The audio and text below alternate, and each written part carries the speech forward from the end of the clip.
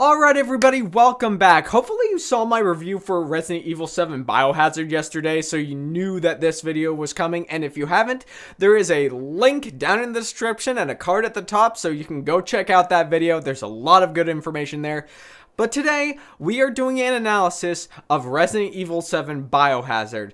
Alright, let's get into it. Oh yeah, and before we actually start the analysis, I want to give you guys a heads up, a spoiler warning. If you haven't played Resident Evil 7 Biohazard, go pick yourself up a copy of the game, play it, and then come back here. I don't want to ruin anything for you guys, but there are going to be spoilers for the game itself. Now, let's talk about that evil, disgustingly little brat Evelyn, that creature, that E-series experiment, that biochemical weapon that was going to be used to turn soldiers against one another. Now, how I took Evelyn, besides, the obvious thing that she's the main antagonist throughout the entire game, she's the one that created the molded, all of this stuff. The one thing I took away from Evelyn is the fact she is the epitome, in my personal opinion, of what happens when a person becomes the worst versions of themselves, and it's almost impossible for that individual to go from the person they are with all the evil things that they have in their mind and their thoughts and all the rude things that they've done to being a good person. As we journey throughout the games, we find newspaper clippings, files that pretty much tell us all what Evelyn has done. Evelyn takes control, she gets into the mind, and she makes the people start out doing normal things, then she makes them have self-mutilation and then doing other heinous things like killing other individuals. You've played the game, you get it. But I also don't necessarily believe that that can be the only representation of what Evelyn is. I also believe that Evelyn, with all the stuff that she makes people do, this could also be a representation of an individual who has done stuff that they regret in their past, and they're in a current situation that they don't feel they can get out of. Take an alcoholic, an abusive parent, or an individual who lies to their friends on a continuous basis. All of these,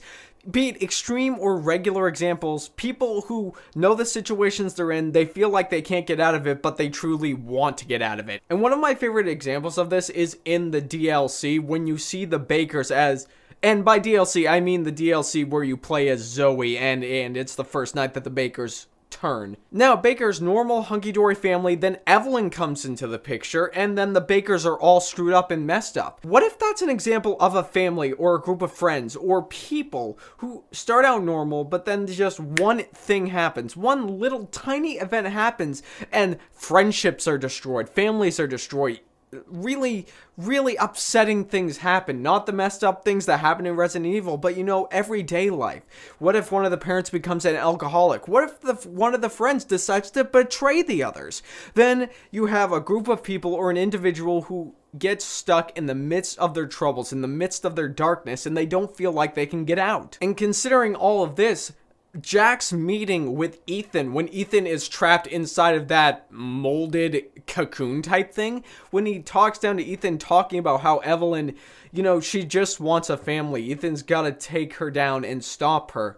What I took that as is not only a lesson of forgiveness, not only Jack pretty much saying, yeah, I know all of my issues, I know all the things that's happened, it's pretty much my fault that this has happened.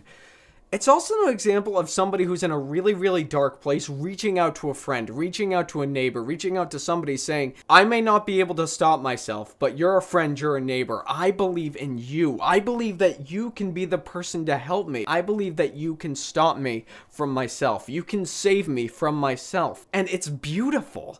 It's a really beautiful message caught up in a really disturbingly gory game. And then, yeah, when we come up against our troubles, when our family members, they come up against us, when we finally go up against the darkness in our heart, that darkness, that evil, that Evelyn, so to speak, will not go down without a fight. And it's a great example of what Evelyn does here at the very end of the game, where she, Ethan gets some insight of where Mia's been, of how Evelyn's been controlling Mia and making her attack him and pretty much controlling the Bakers and what she's been doing.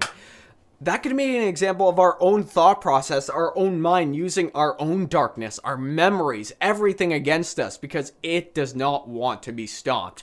And Ethan's final boss, that ultimate evil form of Evelyn, could be the ultimate darkness or things that we regret or everything that has happened bad to us in our own personal lives. Maybe it's an example of what happens if we try to stop, if we try to go see counseling, talk to a friend, any one of 100 situations where the darkness within our own heart, our individual personalities don't want to be stopped, but they have to be.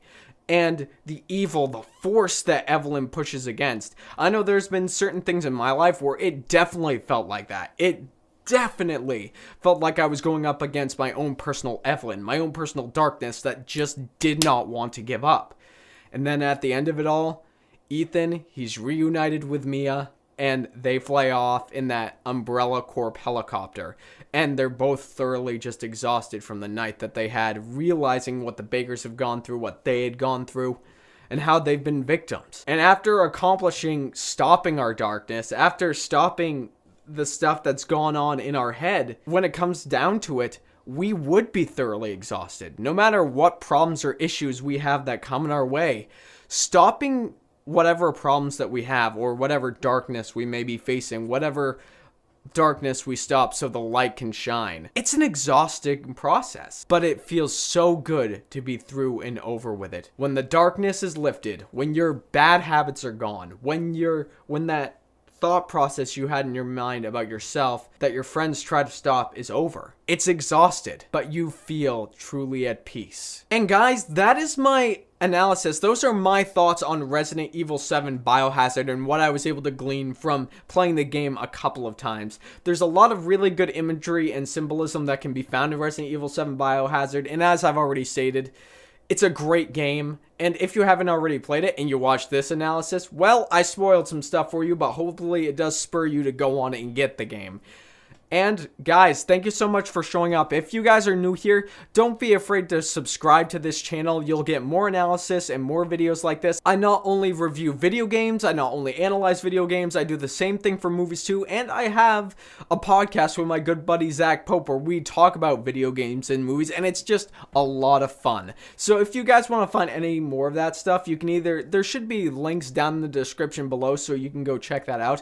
But as always, thank you so much for showing up. And what were you guys able to get out of Resident Evil 7 Biohazard? I know these are just my thoughts, but I want to know what you got out of it. What are your thought process? Whatever your thoughts may be, make sure you leave them down in the comment section below so we can get that conversation started.